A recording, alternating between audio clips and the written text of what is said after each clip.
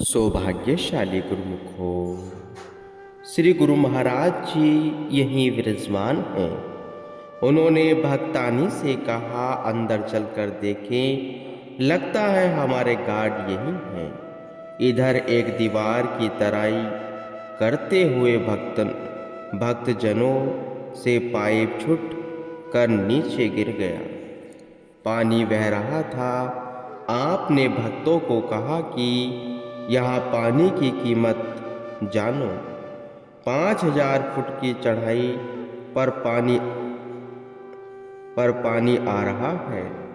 कर कमलों के पाइप थामकर स्वयं तराई करने लगे। इतने में वह भक्त जी अंदर आ गए और श्री गुरु महाराज जी की ओर संकेत करके अपनी भक्तानी से कहने लगे, ही इज गॉड। आपका ध्यान उस समय सेवा में था। एकदम जैसे ही उस भक्त पर दृष्टि पड़ी तो पाइप को टप में डालकर बाहर आ गए। आप स्वयं आगे आगे चलते हुए उन्हें फरमाने लगे, हमारे पीछे चले आओ। आप कमरे में जाकर पलंग पर विराजमान हो गए।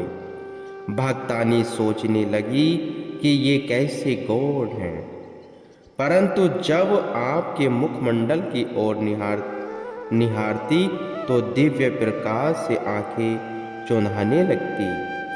आपने मुस्कुराते हुए फरमाया, ये वही गॉड है जो धरती पर संत रूप में प्रकट होते हैं। सबको मानव जन्म में कर्म करने का ढंग सिखलाते हैं। स्वयं भी वही कार्य कर दिखाते हैं। भगवान श्री कृष्ण जी चंद्र जी महाराज ने यही गीता में ज्ञान दिया है। आलमे फानी से गो मुझको वरीयत है सदा। फिर भी हे अर्जुन मैं अपना फर्ज करता हूँ अदा। हे अर्जुन, मुझे कर्म करने की जरूरत नहीं है, परंतु मैं स्वयं हर समय कर्म में लगा रहता हूँ ताकि साधारण जीव कर्तव्य पथ से विमुख न हो जाए। महापुरुष यही चिताते हैं कि संसार में रहो, संसार के कार्य व्यवहार करते हुए मानव जन्म के कर्तव्य को मत भूलो। वह कर्तव्य है अपनी आत्मा के आनंद को पाने और परमात्मा से मिलने के लिए नाम सुमरण की कमाई और सत्संग का पूरा लाभ उठाओ। ये श्री प्रवचन भक्त जी ने इंग्लिश में अनुवाद कर अपनी भक्तानी को सुनाए। उसने अपने भाव व्यक्त करते हुए कहा, इन भगवान के दर्शन करने से मुझे आत्म आनंद की अनुभूति हुई है। प्रसाद पाकर वे दोनों कक्ष से बाहर आ गए। महात्मा पूर्ण भक्तानंद जी ने उन्हें वह सारा स्थान दिखाया जहां निर्माण कार्य चल रहा था। भक्तानी ने पूछा कि ये सब जो यह कार्य कर रहे हैं, क्या ये मजदूर हैं? भक्त जी ने कहा, ये सब तो भगवान के प्यारे भक्त हैं। हम अपने बच्चों से इतना प्यार वह सहानुभूति नहीं रखते जितना अधिक स्नेह महाप्रभु जी इनसे करते हैं। आज इन्हें इस सुरम्य स्थान के दृश्य दिखाने यहाँ आए हैं और सेवा दर्शन से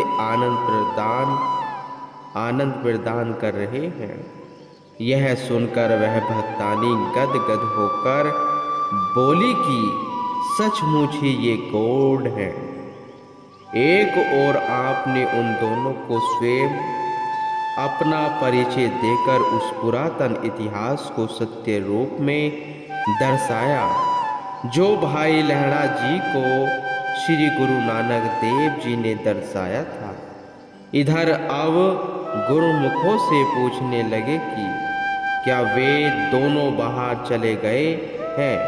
उन्हें बाहर मुस्कुराते हुए आए और एक गुरुमुख को 4 फुट ऊंचाई दीवार पर चढ़ाकर दिखाया कि देखो यहाँ चारों ओर कुदरत के कितने मनोरम दृश्य। उसने बताया कि एक और खाई में नहीं बह रही, ऊंचे ऊंचे पर्वत हैं और घाटियों में रंग बिरंगे फूल खिले रहे हैं। आपने फरमाया कि इससे बढ़कर अद्भुत नज़ारा अंतर में है। ये बाहरी दृश्य उनकी झलक मात्र भी नहीं है। इन्हें देखने के लिए लोग लाखों रुपए खर्च कर यहाँ आते हैं। हम आपको वही नज़ारा बाहर और अंतरात्मा में दिखा रहे हैं। महात्मा जी ने श्री चरणों में आभार प्रकट करते हुए विनय की, प्रभु हम जीव महापुरुषों की रहमत से अनभिज्ञ हैं। आप सदा हम पर अपनी कृपा दृष्टि यूं ही बनाए रखना। एक बार आपने कुछ महात्माजनों एवं भक्तों के संग श्री प्रयागधाम से पंचगनी कृपा फरमाई। वहाँ से पुनः महाबलेश्वर जाने की श्री मौज उठी। आवश्यकता का सारा सामान लेकर श्रीकार के पीछे पीछे गुरमुख जन एक पिकअप में चल पड़े। लगभग आधे पौन घंटे तक सब वहां पहुंच गए। इस स्थान के प्राकृतिक सौंदर्य को निहारते हुए और श्री दर्शन का रसपान करते हुए सब आनंद विभोर होने लगे। आपने भक्तों को एक एकांत स्थान खोजने की आज्ञा फरमाई। संयोग से वहाँ पर घने वृक्षों से आच्छादित एक समतल स्थान मिल गया। आप वहाँ आकर एक कुर्सी पर विराजमान हो गए। सब महात्मा एवं भक्तजन नीचे दरी पर बैठ गए। आपने महात्मा सुख सागरानंद जी को पास बुलाकर फरमाया कि सत्संग करो।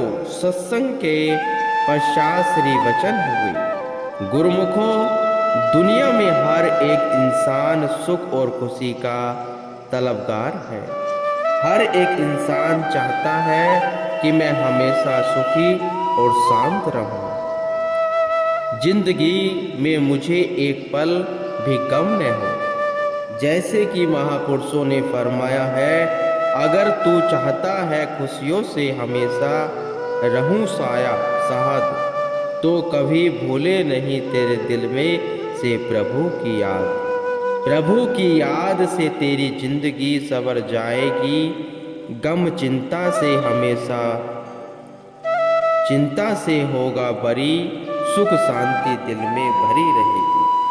महापुरुष फरमाते हैं कि अगर तू अपनी जिंदगी सुख से गुजारना चाहता है, अगर तू चाहता है कि मैं हमेशा खुशहाल रहूं, तो हमेशा मालिक की याद आप अपने दिल में बसाए रखे, तभी तुझे जीवन में सुख शांति मिल सकती है।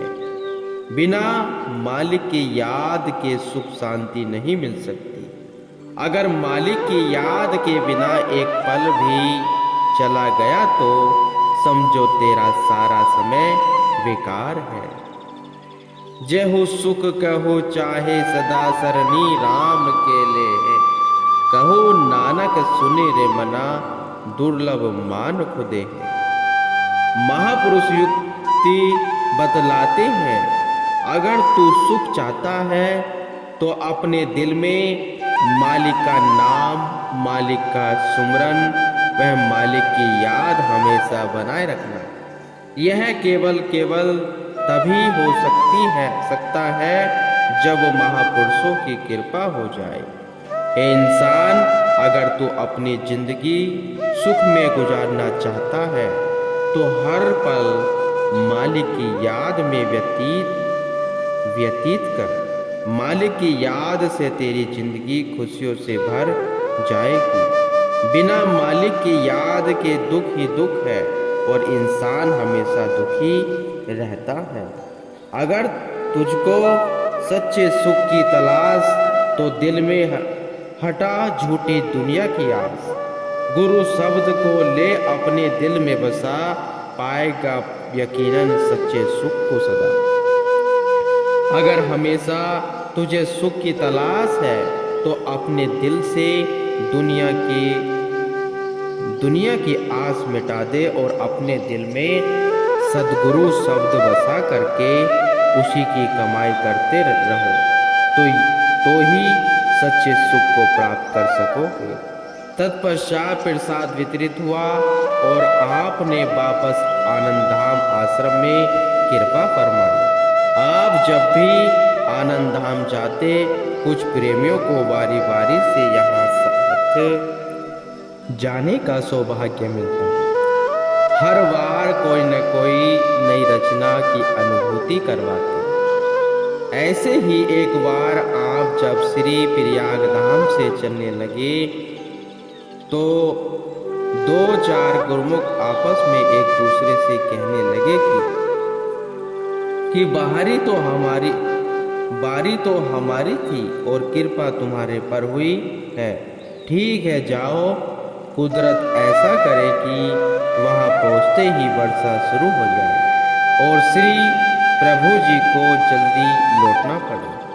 हुआ भी कुछ ऐसा ही। जैसे ही श्री प्रभु जी आनंद धाम में पहुंचे तो वहां खूब जोरों से बरसात होने लगी। इतनी तेज बरसात में सेवा कार्य कैसे होता? आपने फरमाया कि तुम सब कुदरत से प्रार्थना करो कि अब हमें सेवा करने दो, हमारे जाने के बाद खूब बरस लेने। श्री मुख से ये वचन निकलते ही बरसात एकदम बंद हो गई और उधर श्री प्रयाग धाम में खूब जोर शोर से शुरू हो गई। गुरुमुख जन दिन भर सेवा करके रात्रि समय जब भी श्री दर्शनों के लिए आए तो उस समय आकाश में पूर्णिमा का चंद्रमा चमक रहा था और शीतल सुखद समीर बह रही थी। प्रेमी कभी चांद को निहारते तो कभी श्री प्रभु जी के आवावान को, मुखमंडल को। उनकी अंतरात्मा से यह आवाज निकल रही थी, पूर्णिमा का चांद है, हर दिल में है चर्चा तेरी। कोई कहता है चांद पूनम का है, कोई कहता है सूरत तेरी। सब प्रेमियों को आनंदित और खुशियों से ओतप्रोत हुआ देख आपने पावन वचनों में फरमाया, आप सब गुरुमुख जन इस समय आनंद धाम में अपने इष्ट देव के चरणों की समीपता पाकर आनंदित हो रहे हैं।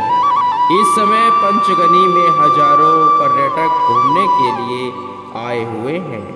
ग्रीष्म ऋतु की प्रचंड गर्मी से राहत पाने के लिए यहाँ के सुहाने मौसम की शीतलता का आनंद उठाने के लिए लोग जगह जगह से अपनी सामर्थ्य अनुसार हिल स्टेशनों पर जाते हैं। कोई श्रीनगर जाता है तो कोई कुल्लू मनाली, कोई शिमला जाता है तो कोई नैनीताल। लेकिन विचार यह करना है कि वहां पहुंचकर क्या उनके मन को शीतलता मिलती है, ऐसा आनंद मिलता है जो गुरुमुखों को प्राप्त हो रहा है। नहीं, वे दुनिया में कहीं भी चले जाएं, उनके हृदय को शीतलता, शांति और ऐसा आनंद कदापि नहीं मिल सकता जैसे कि इस समय आप गुरुमुखों को प्राप्त हो रहा है। कारण क्या है? उनका हृदय प्रभु प्रेम से विहीन है, खाली है, सद्गुरु के ध्यान से रिक्त है। वे सद्गुरु के शब्द से भूले हुए हैं, सत्संग से भूले हुए हैं, इसलिए वे शाश्वत आनंद से कोसों दूर हैं। आप गुरुमुखों के अहोभाग्य हैं जो आपको भक्त के परिपूर्ण महापुरुषों की चरण शरण प्राप्त है, उनकी संगत सोबत में सेवा है। भक्ति वह नाम की दात मिली हुई है। वास्तव में यही चीज ही आनंददायक है और सुख प्रदान करने वाली है।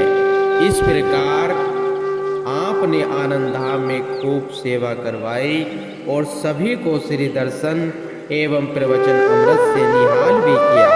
श्री सद्गुरु महाराज जी श्री टिटवासा साहिब ने कुछ दूरी पर एक छोटा सा स्थान खरीदा था। वहां पर एक बावली एवं दीवार दर्शनीय थी। आपने कुछ गुरुमुखों को महात्मा दर्शन अलकानंद जी के साथ वह स्थान देखने के लिए भेजा। महात्मा जी ने बताया कि यहाँ पर बावली को देखकर आसपास के लोग कहते हैं कि सचमुच ही इन संतों के पास करिश्मा है, जो पत्थरों से भी पानी निकाल लेते हैं।